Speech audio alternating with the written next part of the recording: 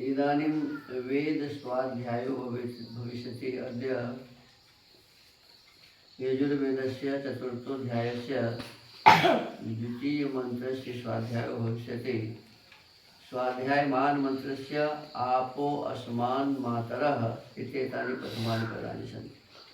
अब वेद स्वाध्याय होगा। आज यजुर्वेद के चौथे अध्याय के दूसरे मंत्र का स्वाध्याय किया जाएगा। स्वाध्याय किए जाने वाले मंत्र के आपो अस्मान् मातरः ये प्रारंभिक पद हैं। ओम आपो अस्मान् मातरः शुन्धयन्तु घृतेन नो घृताप्वः पुनन्तु विश्वं विप्रं प्रवहन्ति देवीरुदिदाभ्यः शुचिरापूत एवि दीक्षा तपसोस्तनोरसीतां त्वा शिवां सर्वं परिदरे भद्रं वर्णं पुष्यन्। ये इस मंत्र के ऋषि हैं आपो अस्मान् इत्यस्य प्रजापति ऋषि। आपो देवता स्वराट ब्राह्मणी त्रिष्टुप छंदः देवता स्वरा पुनस्ताभि रद्भि किं कर्तव्य मृत्युपदिश्यते। फिर उन जलों से क्या क्या करना चाहिए इस विषय का उपदेश अगले मंत्र में किया है।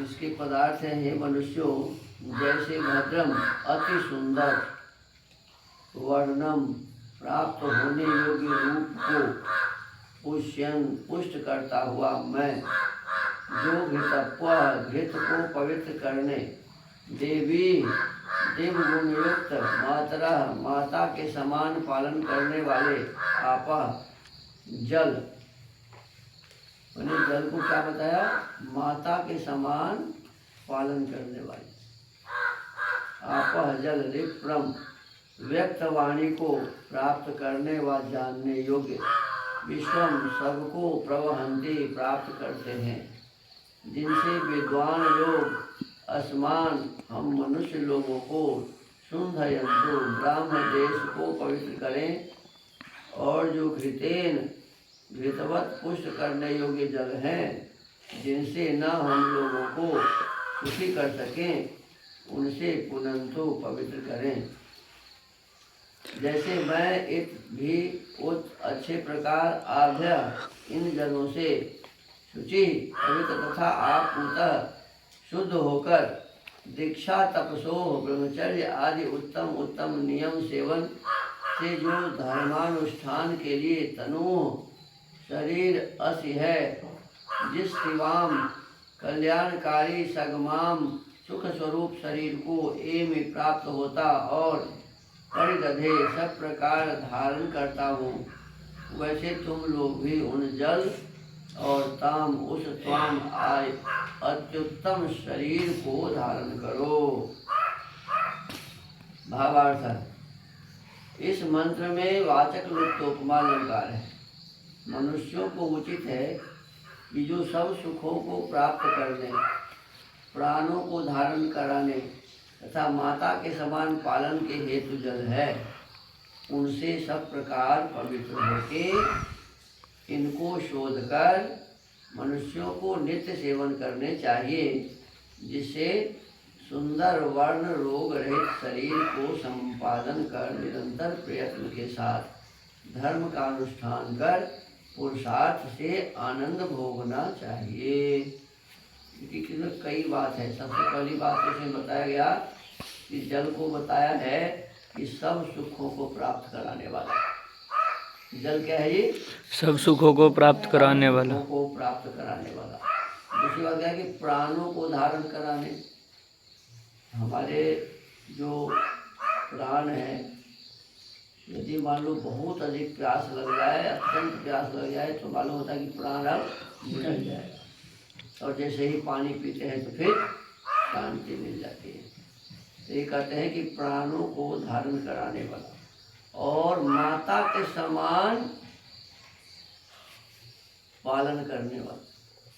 माता, जैसे बच्चा बहुत रोता है, बिलखता है, और जैसे ही माँ गोदी में ले लेती है तो बच्चा क्या होता है? चुप हो जाता। चुप हो जाता है। ठीक ऐसे ही हम बहुत परेशान होते हैं और जल का सेवन कर लेते हैं तो हमें वैसे ही शांति मिल जाती है जैसे माँ शांति देती है। जैसे माँ बालक का पालन करती है वैसे जल भी हमारा पालन करता है। माता के समान पालन के हेतु जल है। अब कहते हैं उनसे हम लोग क्या करें, तो उनसे सब प्रकार पवित्र हो गए। देखो कपड़ा भी किससे धोएंगे? जल से। शरीर भी किससे साफ करेंगे? जल से। भीतर की भी सफाई होती है जल से। हमारे शरीर के भीतर में जितने अंग हैं हम जल के माध्यम से उसे शुद्ध करते हैं। रक्त की भी सफाई होती है जल से। इसलिए कहा कि जल को शोध कर, क्या करके? शोध कर माने शुद्ध करके। ऐसा नहीं जैसे तैसे पानी मिट्टी मिला हुआ कुछ मिला हुआ जल हम पी लें, उसका प्रयोग करें। कहा कि जल को शोध कर, छान कर, पवित्र करके हमें उसका प्रयोग अपने जीवन में करना चाहिए। और ऐसा नहीं कि कभी कभी करना चाहिए, कहा कि नित्य करना चाहिए। क्या करना चाहिए? नित्य। प्रतिदिन नियमित रूप से शुद्ध जल का हमें प्रयोग करना चाहिए। और शुद्ध जल के प्रयोग से हमें अपने इस शरीर को, अपने इस जीवन को शुद्ध बनाना चाहिए। अंगना भी साफ करते हैं जल से, करते हैं जी। यदि कोई स्थान मान लीजिए हमारा बरामदा गंदा होता है तो पोछा लगाते हैं किस चीज? जल से। जल से लगाते हैं। तो हर एक विषय वस्तु को जल से शुद्ध किया जाता है, पवित्र किया जाता है, और हम उसका पान करके अर्थात पी करके अपने शरीर को भी सुखी करते हैं, शुद्ध करते हैं, पवित्र करते हैं।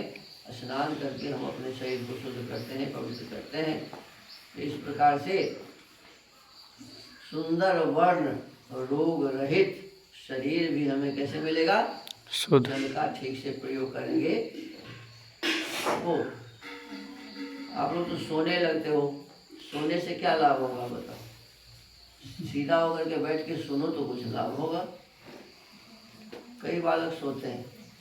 तो जल का प्रयोग यदि केवल हम ठीक से समझ लें, जैसे जल के प्रयोग के लिए लिखा हुआ है कि भोजन से आधा पौन घंटा पहले जल पी लो, भोजन के बीच में जल मत पियो, भोजन कर लिया इसके पश्चात में 1 घंटा बाद जल पियो, ये नियम है।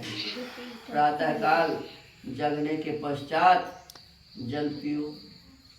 प्रातःकाल जब हम जगते हैं ना, जगने के बाद हमें क्या करना चाहिए? जल पीना चाहिए।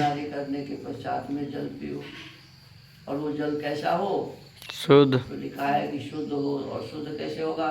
तांबा के बर्तन में रखा हुआ जल शुद्ध हो जाता है। तांबा में गुण है, जल को क्या कर देता है? शुद्ध बना। तो बढ़िया बात है कि रात में तांबे के बर्तन में जल रख के और प्रातःकाल उस जल को पियो तो ज़्यादा लाभ करेगा।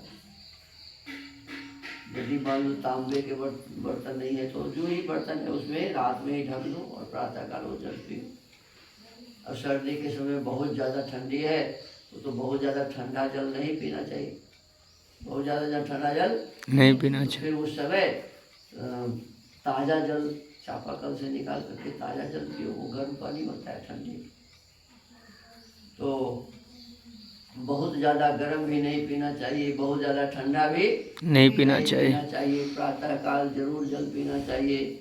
फिर भोजन से पहले जरूर जल पियो, भोजन के बाद जल पियो, भोजन के बीच में जल नहीं पियो। एक आध घूंट ज़्यादा हम पी सकते हैं यदि अन्न आदि फंस जाए गले में तो ये सब नियम। तो जल के जो पीने के नियम है उसके हिसाब से हम पिएंगे। जल से हम अपने वस्त्रों को साफ करेंगे, जल से हम अपने शरीर को साफ करेंगे, जल से हम अपने रहने के स्थान को साफ करेंगे। ये सब काम जल से ही होगा। इसलिए कहते हैं इसके माध्यम से हमारा शरीर रोग रहित होगा। बहुत सारी बीमारी इसी से दूर हो जाते हैं कि जल का ठीक से हम प्रयोग करें। भोजन के समय में लिखा है कि जल नहीं पीना चाहिए। भोजन के अंत में तो पीना है। भोजनांते विषम भारी, भोजन के अंत में एक घूंट जल भी पियोगे तो वो विष हो जाता है।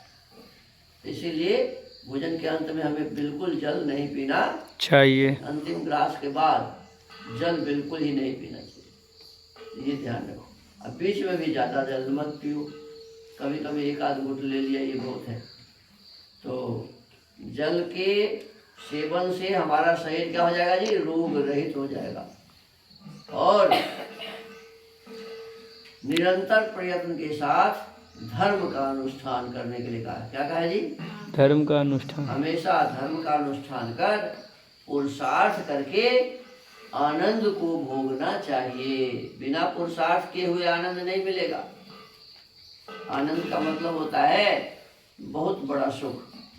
आनंद का मतलब क्या होता है जी, बहुत बड़ा सुख, जिसमें किसी भी प्रकार का दुख नहीं होता न हो। तो ये इस प्रकार के सुख को प्राप्त करने के लिए, आनंद को प्राप्त करने के लिए हमें पुरुषार्थ करना चाहिए, अर्थात मेहनत करना चाहिए, परिश्रम करना चाहिए। तो आज के वेद के स्वाध्याय को यही विराम देते हैं। ओम।